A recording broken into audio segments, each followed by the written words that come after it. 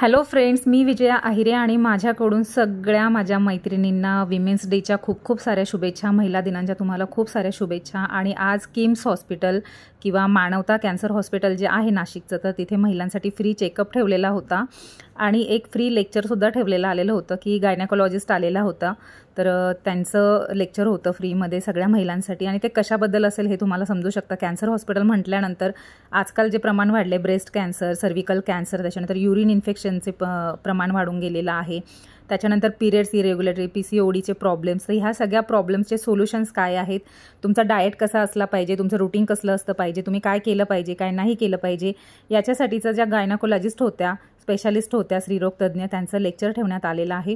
आणि त्यांनी खूप सुंदर प्रकारे सगळ्या गोष्टी एक्सप्लेन केलेल्या आहेत की तुम्ही तुमच्या रुटीनमध्ये काय फॉलो केलं पाहिजे, काय नाही ते. तर माझा हा जो व्हिडिओ आहे तो तुम्हाला नक्की फायदेशीर ठरेल. पूर्ण व्हिडिओ नक्की बघा. स्त्री म्हणजे मातृत्व, स्त्री म्हणजे कर्तृत्व, स्त्री म्हणजे वात्सल्य, स्त्री म्हणजे मांगल्य, स्त्री म्हणजे निखळ प्रेम, स्त्री म्हणजे निस्वार्थ त्याग.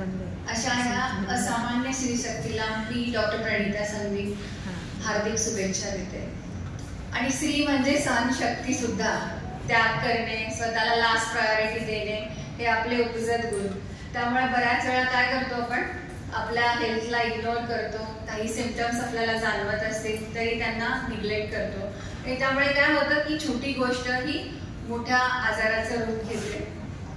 तर ज्याप्रमाणे आपण पैशामध्ये म्हणजे मनी इन्व्हेस्ट करतो, वेगवेगळे म्युच्युअल फंड्स घेतो, FDs करतो, त्याप्रमाणे आपण आपल्या हेल्थमध्ये सुद्धा इन्व्हेस्ट केलं पाहिजे, जेणेकरून आपलं भविष्य जे आहे ते निरोगी आणि ॲक्टिव्ह राहणार. ओके, तर आपण बघूया वेगवेगळ्या काय इन्व्हेस्टमेंट आपण केल्या पाहिजे आपल्या हेल्थसाठी. तर हेल्थची सगळ्यात पहिली इन्व्हेस्टमेंट म्हणजे बॅलन्स डाएट. जसं एक नाजूक फुल उमलण्यासाठी त्याला योग्य सूर्यप्रकाश, पाणी, खत याची गरज असते, तसं आपल्या शरीराला सुद्धा वाढण्यासाठी एक बॅलन्स डाएटची गरज असते. बॅलन्स डाएटमध्ये म्हणजे आपलं जे ताट आहे ते कसं असलं पाहिजे, इंद्रधनुष्यासारखं रंगबिरंगी असलं पाहिजे, ज्याच्यामध्ये सगळ्या प्रकारच्या डाळी, सगळ्या प्रकारची धान्य, सगळे व्हेजिटेबल्स, फ्रूट्स, ड्राय फ्रूट्स, या सगळ्या गोष्टींचा समावेश असला पाहिजे, जेणेकरून अन्नाचे जे सगळे घटक असतात, carbohydrates, proteins, fats, vitamins, minerals आपल्याला मिळतात. आणि प्रोटीनची शक्ती आपण विसरली नाही पाहिजे. प्रोटीन कशातून मिळतं आपल्याला? डाळीपासून, अंडी, वेगवेगळी हे आपले ड्रायफ्रुट्स, याच्यापासून प्रोटीन मिळतं. तर प्रोटीन काय करतं, आपली इम्युनिटी पॉवर इम्प्रूव्ह करतं. त्यामुळे आपल्या आहारामध्ये मुबलक प्रमाणात प्रोटीन असलं पाहिजे. त्याचप्रमाणे लोह खूप इम्पॉर्टंट मिनरल आहे. आम्ही OPD मध्ये बघतो 80% लेडीजचं हिमोग्लोबिन लेस दॅन 10 असतं. ठीक आहे, तर आयर्नला आपण विसरलं नाही पाहिजे. तर लोह आपल्याला कशातून मिळतं? Green leafy vegetables, nuts, jaggery, black resins, खजूर, ह्या गोष्टींमधून आपल्याला आयर्न मिळतं. तर आपल्या आहारामध्ये हे सगळे जे आयर्न रिच फूड आहे त्यांचा समावेश असला पाहिजे. दुसरं म्हणजे कॅल्शियम. कॅल्शियम कशातून मिळतं आपल्याला? दुग्धजन्य पदार्थातून आपल्याला कॅल्शियम मिळतं. तर ते कॅल्शियम सुद्धा आपल्या आहारात व्यवस्थित प्रमाणात असलं पाहिजे. कारण काय होतं की प्रेग्नन्सीमध्ये आपलं बरंचसं कॅल्शियम युटिलाइज होतं बेबीला ग्रो करण्यासाठी. त्याच्यानंतर लॅक्टेशन पिरियडमध्ये बरंचसं कॅल्शियम युटिलाइज होतं. त्यामुळे बऱ्याचशा लेडीजला प्रेग्नन्सी, लॅक्टेशन नंतर बॅक पेन, लेग पेन असे सगळे प्रॉब्लेम सुरू होतात. कारण ते जेवढ्या प्रमाणात कॅल्शियम कन्झ्युम होतं तेवढ्या प्रमाणात आपण ते घेत नाही, युटिलाइज होतं त्या पद्धतीने.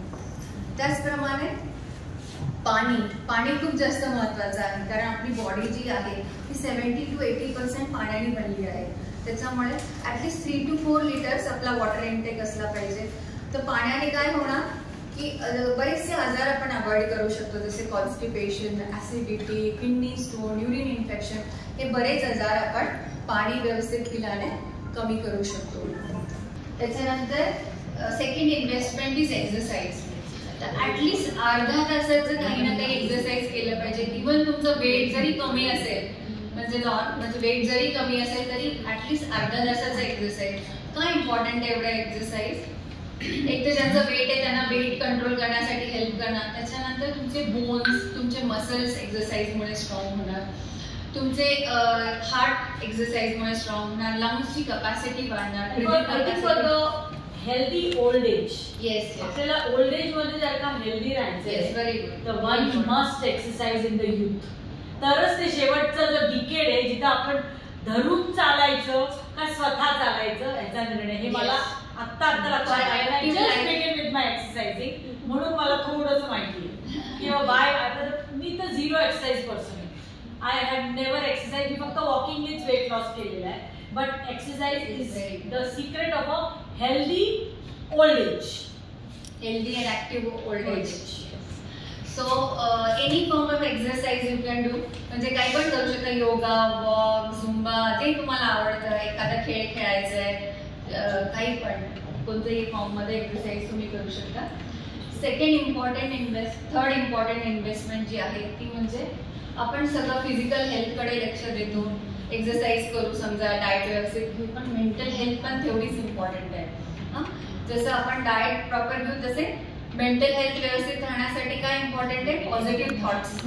Positive thoughts are very important. Positive thinking, तसंच प्राणायाम, मेडिटेशन, योगासने, काही योगासने जे आहे. एक small secret I would like to share over here is आपण म्हणतो ना satisfaction in what you have. जर का तुम्ही ते नाही करू शकले ना, तुम्ही लाईफ मध्ये काही मिळवलं तर there will always be someone who has bigger achievements. त्यामुळे whatever is served in your plate, चटणी भाकरी आहे ना, तर त्याच्यातच तुम्हाला आनंद मांडला तर मेंटल हेल्थ चांगली राहण्यामध्ये त्याची खूप मोठा सहभाग आहे. नाहीतर तुम्ही काही करा, तुम्ही मेडिटेशन करा, तुम्ही फॉरेन ट्रिप्स करा, but if you are not happy with तुमच्याकडे जे आहे, be it beauty, be it कपडे, बी इट घर, बी इट कार, आपल्याकडे साधी टू व्हीलर आहे, साधी ऍक्टिव्ह आहे, तरी तुम्हाला त्याचं सॅटिस्फॅक्शनच मिळालं पाहिजे. Otherwise you are losing on a mental health every minute of your life. आणि तुमच्यासारखे असोसिएशन्स, आपल्या किटीज हेल्प करतात. They are very important factor is the girl गँग. Yes, and then quality time with the family. परिवारासोबत राहा, त्यांच्याशी गप्पा मारा, शेअर करा, बाहेर फिरायला जा. या सगळ्या गोष्टींमुळे तुमची मेंटल हेल्थ व्यवस्थित राहणार. तसेच आपले जे हॉबीज आहेत, हॉबीज पण खूप इम्पॉर्टंट आहेत. Hobbies also work as a meditation है ना. सो हॉबीजला पण इम्पॉर्टन्स दिलं पाहिजे. Now we see common gynec problems with which patient comes to us. त्याच्यामुळे येतात. So we'll see one by one. सगळ्यांना दिसते स्लाइड्स. सो सगळ्यात मोस्ट कॉमन प्रॉब्लेम असतो तो म्हणजे हेवी पिरियड्समध्ये हेवी ब्लिडिंग. तर नॉर्मल ब्लिडिंग काय असतं, नॉर्मल ब्लिडिंग जे आहे ते 4-5 दिवसापर्यंत असतं. जर तुम्ही 24 आवर्समध्ये 2-3 पॅड्स सोप करताय, त्याच्यामध्ये क्लॉट्स नाही आहे, तर ते नॉर्मल आहे. पण जर ब्लिडिंग हे 7 दिवसापेक्षा जास्त होत असेल, दिवसातून 3 पेक्षा जास्त पॅड तुम्हाला चेंज करायला लागत असतील, जर पिरियड्समध्ये गाठी जात असतील, किंवा जो तुमचा पहिलेचा फ्लो होता तो समजा 3-4 दिवसाचाच होता आणि आता 7-8 डेज तुम्हाला फ्लो होतो, म्हणजे कुठेतरी काहीतरी गडबड आहे. तर काहीतरी युट्रसमध्ये प्रॉब्लेम असेल, युट्रसमध्ये गाठी असेल, किंवा युट्रसचं जे इनर लाइनिंग आहे ते थिक झालं असेल, किंवा त्याला गाठी झाल्या असतील, किंवा हार्मोनल इम्बॅलन्स सुद्धा असू शकतो. त्याच्यामुळे तुम्हाला हेवी पिरियड्स होऊ शकतात. तर असं काही असेल तर त्याला निग्लेक्ट नाही करायचं आहे, डॉक्टरांना भेटायचं आहे. सेकंड प्रॉब्लेम आहे तो म्हणजे इरेग्युलर पिरियड्स. पिरियडची सायकल 20 ते 40 दिवसापर्यंत जी सायकल असते ती नॉर्मल असते. पण जर तुम्हाला पिरियड्स 15-15 दिवसांनी येत आहेत, 1.5, 2, 3 महिने तुम्हाला पिरियड्सच येत नाही, म्हणजे कुठेतरी काहीतरी ॲबनॉर्मल आहे. आता हे बघितलं जात आहे की वजन वाढल्यामुळे काय होते, अंडाशयाला सूज येते, म्हणजे पॉलिसिस्टिक ओव्हरी सारखा प्रॉब्लेम होतोय.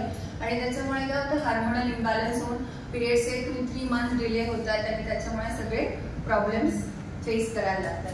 जसं काही असेल तरी डॉक्टरांचा सल्ला घेतला पाहिजे. त्याच्यानंतर पिरियड्समध्ये पिरियड्समध्ये फर्स्ट डेला पेन होणं हे नॉर्मल आहे, पण पिरियड सुरू होण्याआधीपासून पेन होणं, पिरियड सुरू झाल्यानंतर 3-4 दिवस सतत पेन राहणं, इंजेक्शन घ्यायला लागणं, टॅबलेट्स घ्यायला लागणं, त्याच्यासाठी ते नॉर्मल असतं.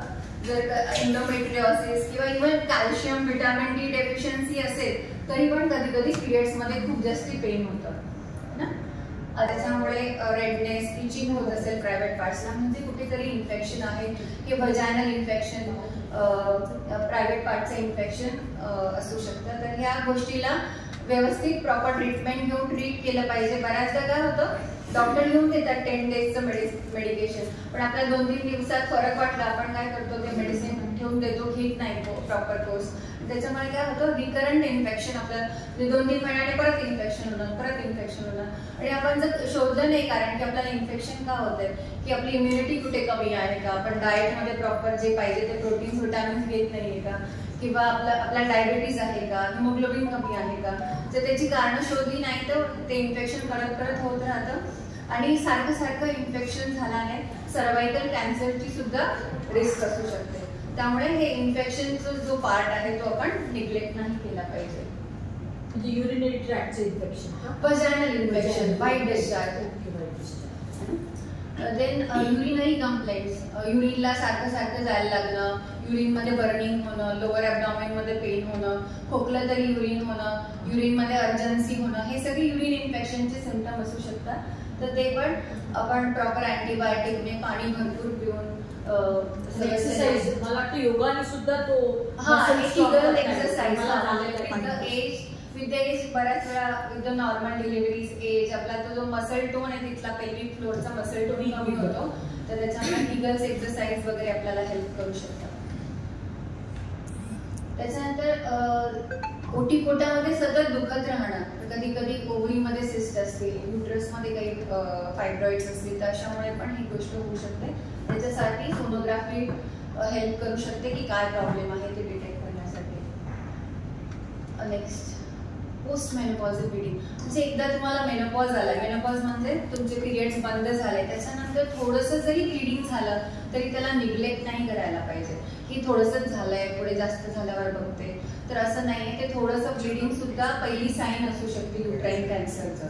तर small amount of bleeding or persistent white discharge should not be neglected after menopause. जाताना आता पिरियड्स असेच जातात ना, एकदा येतं, मग 3-4 महिन्यांनी येतं, मग 6 महिन्यांनी येतं. म्हणजे वर्षभर झालं पिरियड्स नाही आला आणि मग ब्लिडिंग झालं, तर मग ते that should not be neglected. ते पर्सन व्हॅरी पण असतं ना, म्हणजे हे जे म्हणतात ब्लिडिंग होतं आफ्टर पोस्ट मॅरेज, मग ते मेनोपॉज ते व्हॅरी असतं ना पर्सन टू पर्सन. तुम्हाला जर झालं त्यांना पण वेगळं होऊ शकतं, सिम्पटम्स वेगळे असतात. मी काय म्हणते की मेनोपॉज आला, तुमचे पिरियड्स गेले आणि 1 वर्ष झालं आणि त्याच्यानंतर ब्लिडिंग झालं, तर it should not be neglected. 3-4 वर्षांनी एकदा अचानक पिरियड आले आणि नंतर परत आलेच नाही. तर असं नाही की असं झालं म्हणजे ते कॅन्सरच असणार आहे, पण that should not be neglected, should be investigated, must be taken. मी घेतली नाही, पण ते आता मला रिअलाइज होतंय की माझ्या 2 वर्षाच्या गॅपने पिरियड झाले, त्यांनी नेव्हर केम बॅक. चालेल, तुम्हाला आता चेक करून घेऊ. त्याच्यानंतर मी केली सगळी. नेक्स्ट, ब्रेस्ट एक्झामिनेशन खूप इम्पॉर्टंट आहे, कारण breast cancer is the most common cancer of the female. तर एव्हरी मंथली पिरियड्स तुमचे गेल्यानंतर एकदा पिरियड्स क्लिअर झाले की मग तुम्हाला मंथली सेल्फ ब्रेस्ट एक्झामिनेशन करायला पाहिजे, ज्यामध्ये ब्रेस्टमध्ये काही गाठ दिसते का, दोन्ही ब्रेस्टच्या शेप साईजमध्ये काही फरक जाणवतोय का, निपलमधून काही डिस्चार्ज येतोय का, स्किनवरती काही चेंजेस दिसत आहेत का, आर्म पीटमध्ये काही तुम्हाला गाठ दिसते का, हे सगळ्या गोष्टी तुम्ही चेक केल्या पाहिजे. जर काही असं वाटलं तर तुम्ही डॉक्टरांना भेटलं पाहिजे. तर सेल्फ ब्रेस्ट एक्झामिनेशन खूप जास्त इम्पॉर्टंट आहे. नेक्स्ट म्हणजे personal hygiene. Personal hygiene is also very important. So कारण जर पर्सनल हायजीन व्यवस्थित ठेवली तर आपण बरेचसे हे जे इन्फेक्शन आहे ते अवॉइड करू शकतो. So wear loose breathable cotton inner garments.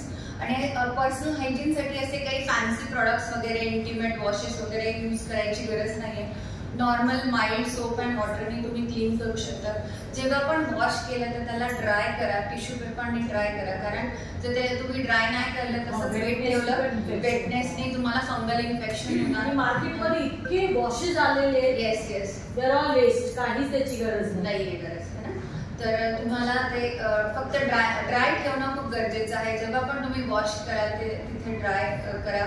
आणि तुमचा डाएट व्यवस्थित आहे, बॉडी इंटेक चांगला आहे, तर तुम्ही जसं आपण आपल्या गाडीची सर्व्हिसिंग करतो ना, जसं सांगितलं तसं दर वर्षाला किंवा जेव्हा ते पण शोरूमला जाऊन त्याचप्रमाणे आपल्या बॉडीची सर्व्हिसिंग सुद्धा खूप गरजेची आहे. कारण कोणतेही प्रॉब्लेम जर लवकर डिटेक्ट झाले, इव्हन कॅन्सर सारखे प्रॉब्लेम सुद्धा जर लवकर स्टेज 1 मध्ये डिटेक्ट झाले तर ते कम्प्लिटली क्युअर होतात. त्यामुळे 40 नंतर पाप्समियर, मॅमोग्राफी, सोनोग्राफी, ब्लड आणि युरिन इन्व्हेस्टिगेशन खूप इम्पॉर्टंट आहे. तर आपण पाप्समियर माहिती सगळ्यांना? ओके. तर पाप्समियर काय असतं की हे सर्वायकल कॅन्सर डिटेक्शनसाठी आपण वापरतो. ही एक इंटरनल एक्झामिनेशन असतं. त्याच्यामध्ये आपण जे सर्विक्स आहे म्हणजे युट्रसचं जे माउथ आहे त्याच्या अराउंडचे सेल्स घेतो चेक करायला. लॅबोरेटरीमध्ये ते चेक केले जातात आणि त्याच्यामध्ये काही कॅन्सर सारखी सेल्स आहे का ते आपण बघतो. म्हणजे कॅन्सर जेव्हा सेल्युलर लेवलवर असतो, जेव्हा त्याचे सिम्पटम्स नसतात त्या स्टेजला सुद्धा आपण तो डिटेक्ट करू शकतो. किंवा तो आपण कॅन्सर प्री कॅन्सरस कंडिशन जी 10 वर्षाआधी असते, कॅन्सर येण्याच्या 10 वर्षाआधी, तर त्या स्टेजला सुद्धा आपण हा कॅन्सर डिटेक्ट करू शकतो. तर आपण केव्हा करायचंय pap smear? After the age of 30. Every 3 years तुम्हाला पॅप्समियर करायचंय. जर नॉर्मल असेल तर 3 इयर्स. पण जर मध्ये काही तुम्हाला व्हाईट डिस्चार्जचा त्रास असेल किंवा काही डॉक्टरांनी सांगितले की तुम्हाला इयरली करायचं तर तुम्हाला त्या फ्रिक्वेन्सीने सुद्धा ते करायला लागतं. जर आपण पॅप्समियर रेग्युलरली केलं तर आपण 80-90% हा सर्वायकल कॅन्सर प्रिव्हेंट करू शकतो. नेक्स्ट स्टेज जी आहे ती आहे मॅमोग्राफी. जसं मी म्हटलं की पिरियड्स नंतर तुम्हाला एकदा ब्रेस्ट मध्ये चेकअप करायचं. पण कधी कधी ज्या गाठी हाताला सुद्धा लागत नाही अशा ज्या सूक्ष्म गाठी असतात त्या सुद्धा आपण मॅमोग्राफीने डिटेक्ट करू शकतो. म्हणजे 40 एज नंतर तुम्हाला इयरली मॅमोग्राफी करणं गरजेचं आहे जेणेकरून आपण हा जो ब्रेस्ट कॅन्सर आहे तो अर्ली डिटेक्ट करू शकतो. तर मॅमोग्राफी 2 प्रकारची असते, एक सोनो मॅमोग्राफी आणि एक्सरे मॅमोग्राफी. तर जेव्हा त्यांची एज लेस दॅन 40 असते तर त्यांना आपण फक्त सोनोग्राफीने चेक करतो. पण मोर दॅन 40 मग आपण एक्सरे प्लस सोनो मॅमोग्राफी करतो. त्याच्यानंतर HPV वॅक्सिन. तर HPV वॅक्सिन सुद्धा खूप इम्पॉर्टंट आहे. ह्युमन पॅपिलोमा व्हायरस जो व्हायरस आहे त्याच्यामुळे बऱ्याचदा सर्वायकल कॅन्सर होतो. म्हणजे 80% of the cervical cancer is associated with human papilloma virus. So आपण जर हे वॅक्सिन घेतलं तर आपण हा कॅन्सर 80% कमी करू शकतो. तर याचे 3 डोस असतात. 45 एज पर्यंत आपण घेऊ शकतो. जर अर्ली एजेस मध्ये जर घेतलं तर फक्त 2 म्हणजे मुलींनी जर घेतला टू द एज ऑफ 20 तर 2 डोस सुद्धा सफिशियंट आहे. ठीक आहे. आणि इयरली आपण सोनोग्राफी पण केली पाहिजे कारण ओव्हरीचे काही इश्यू असतील, युट्रसचे काही प्रॉब्लेम असतील तर ते आपल्याला सोनोग्राफीने डिटेक्ट होतात. तर मैत्रिणींनो अवेअर राहा, हेल्थ चेकअप करून घ्या आणि आनंदी राहा. Thank you ma'am. नाही तुमचे 3 डोस संपले असतील तर परत घ्यायची गरज नाही. कधी पण येऊ शकतो. आता मला रिसेंटली असं लक्षात आलंय की ज्यांचे लवकर जातं त्यांचं एजिंग फास्ट होतं का? हा, एजिंग फास्ट होतं थोडं. म्हणजे जो इस्ट्रोजेन हार्मोन असतो तो कमी होतो थोडा एजिंग फास्ट होतं. तर मग कमी करतो आपण तर कसं करणार आपल्या मेनोपॉज आला की कसं करणार? हिस्टेक्टमी मेनोपॉज नंतर जर काही युट्रसमध्ये काही कॅन्सरचं इश्यू असेल किंवा ओव्हरीमध्ये कॅन्सरचा इश्यू असेल तर आपण करू शकतो मेनोपॉज झालेली आहे त्याच्यानंतर कसं करणार? हा, तर ते हार्मोन चेक्स करून करू शकतो आपल्याला मेनोपॉज आला की काही AMH लेवल, FSH लेवल ते हार्मोन्स असतात तर ते चेक करून आपल्याला कळतं की मेनोपॉज आलाय की नाही. किंवा सिम्पटम्स यायला लागतात त्याच्यावरून पण कळतं. हॉट फ्लश थोडी इमोशनल पण जास्त नाही, असं काही नाही. जर हिस्टेक्टमी बरोबर जर ओव्हरीज पण काढल्या असतील तर मग मेनोपॉज लवकर येतो. पण ओव्हरीज जर असतील तर मग नाही येत. आणि सेकंडली कॅन्सर बऱ्याच जणांना पिरियड्समध्ये वेगवेगळ्या टाईपचे पिरियड्स असतात. खूप सिव्हिअर असतात, पुन्हा खूप कमी असतात. तर त्याच्यावरनं काय आपण ठरवू शकतो की आपल्याला इंटरनल इश्यू आहे? येस ठरवू शकतो. त्याने सिव्हिअर पेन आहे तर त्याने निग्लेक्ट नाही केलं पाहिजे. म्हणजे काहीतरी प्रॉब्लेम आहे आतमध्ये. नंतर टेस्टमध्ये पेन असतं ते नॉर्मल असतं की हार्मोन्समुळे त्याच्यासाठी काही टेस्ट असतं? ब्रेस्टमध्ये पेन असतं ते एकदा तर एक्झामिन केलं पाहिजे, काही गाठी वगैरे तर नाही वाटत आहे ना, काही इन्व्हेस्टिगेशन आणि जसं मी म्हटलं विटामिन चेकअप तर ते केले पाहिजे. तर काही त्याच्यामध्ये इश्यू असतील तर ते करेक्ट झालं तर बऱ्याच वेळा पेन कमी होतं. कधी कधी प्रोलॅक्टिन नावाचा हार्मोन असतो, तो वाढला तरी पण मग ब्रेस्टमध्ये पेन होतं. तर चेकअप केलं तर आपल्याला कळेल काय रिझन. प्रोलॅक्टिन ज्यांना मुलंबाळांनी प्रोलॅक्टिन जर का वाढलं कन्सीव पण नाही करत. हो, कारण आहे ना ते थिन करून टाकतं आतला इनर लेअर जे आहे युटरसचं ते थिन होऊन जातं, तर मग प्रेग्नन्सी व्हायला प्रॉब्लेम. हां, लास्ट क्वेश्चन.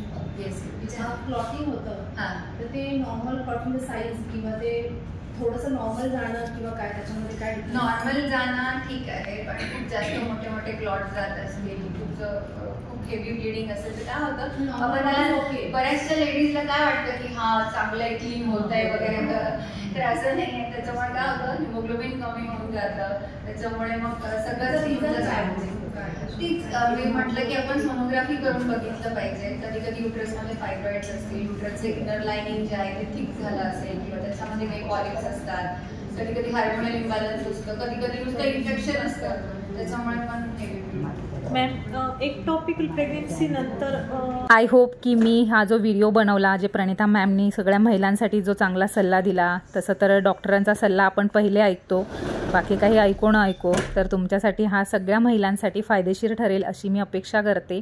आणि एक स्त्री म्हणून एकच सांगू शकते की एक स्त्री म्हणून दुसऱ्या स्त्रीचं दुःख समजून घेण्याचा प्रयत्न करत चला, एक चांगली स्त्री बनण्याचा प्रयत्न करा. नणंद, सासू, भाऊजाई वगैरे ह्या सगळ्या भूमिका निभावण्यापेक्षा एक स्त्री म्हणून एका स्त्रीकडे चांगल्या दृष्टीने बघा, सहानुभूतीने बघा, प्रेमाने बघा. कुठल्याही द्वेषयुक्त भावनेने तिच्यासोबत राहू नका. बस एवढंच असेल. आणि जर आपण विमेन्स डे इतक्या याच्याने साजरा करतो की सगळ्या महिलांना रिस्पेक्ट मिळावा, आपण किती इम्पॉर्टंट आहोत समाजासाठी, हे सगळं आपण दाखवून देण्यासाठी ह्या गोष्टी करतो. तर एक स्त्री म्हणून आपण दुसऱ्या स्त्रीलासुद्धा तितकंच महत्त्वाचं समजलं पाहिजे. एवढाच म्हणजे सल्ला आहे जो मी देऊ शकते ह्या विमेन्स डेवर. थँक्यू.